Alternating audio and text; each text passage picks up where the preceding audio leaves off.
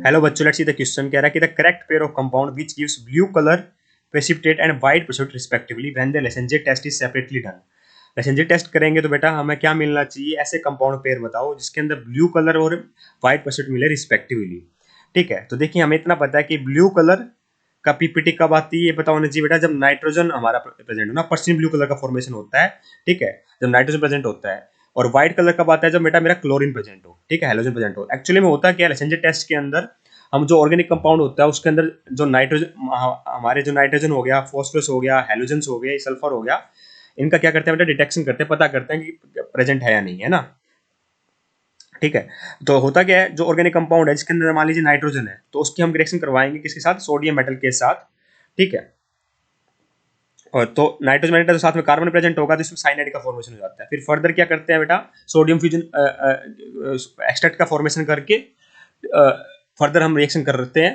ठीक है, जिससे हम कंफर्म कर लेते हैं कि हमारा नाइट्रोजन प्रेजेंट है या नहीं। सेम चीज बेटा नाइट्रोजन की जगह सल्फर होता है तो क्या बनता है? हमारा Na2S का फॉर्मेशन होता है।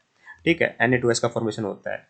ठीक है, और सल्फर के लिए फाइनल डिटेक्शन में क्या मिलता है? पीबीएस मिलता है जो ब्लैक पीपीटी देता है, या फिर वोलेट कलर का भी फॉर्मेशन हो जाता है। ठीक है, कॉम्प्लेक्स बनता है FeCNO5NOS का। ठीक है, पर्सन ब्लू कलर आता है in case of nitrogen. Sulphur case में या तो ब्लैक आएगा या वोलेट आएगा। अगर दोनों ही प्रेजेंट है, नाइट्रोजन भी सल्फर भी, ठीक है, तो NaHCN का फॉर्मेशन होता है और ब्लड रेड कलर का फॉर्मेशन होता है फाइनल में।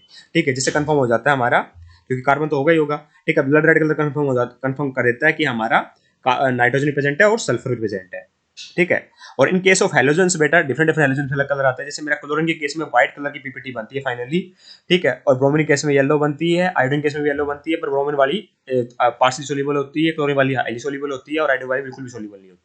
तो इस तरीके से देखा जाता है। तो यहाँ व्हाइट पीपीटी कंफर्म कर रहा है कि क्लोरीन की बात कर रहा है और ये नाइट्रोजन की बात कर रहा है। ठीक है, तो हमें पता होना चाहिए केवल नाइट्रोजन हो एक ऐसा कंपाउंड हो, एक दूसरा ऐसा कंपाउंड इसमें केवल क्लोरीन प्रेजेंट हो, तभी अच्छे से कलर आ पाएगा।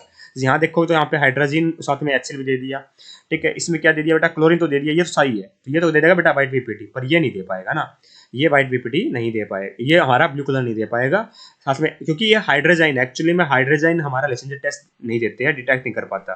ठीक है, इस बात का अपने को ध्यान रखना है। इसमें देखिए सल्फर प्रेजेंट है, सल्फर प्रेजेंट है, नाइट्रोजन प्रेजेंट है, तो ब्लड रेड कलर देगा, तो ऐसे ही आउट हो गया। इसमें क्लोरीन प्रेजेंट है, दे देता। इसमें क्या है बेटा? इसमें नाइट्रोजन प्रेजेंट है, पर इसमें इस साइड कोई हेलोजन नहीं प्रेजेंट, क्लोरीन नहीं प्रेजेंट, इसका मतलब इसका ये भी काम का नहीं रहा। इसमें नाइट्रोजन प्रेजेंट है और यहाँ पे क्लोरीन प्रेजेंट है, इसका मतलब ये हमारा पर्सिन ब्लू कलर दे देगा और ये हमारा व्हाइट पीपीटी दे देगा। Hence option number 4 perfectly correct answer होगा। I hope you got the answer. Thank you so much.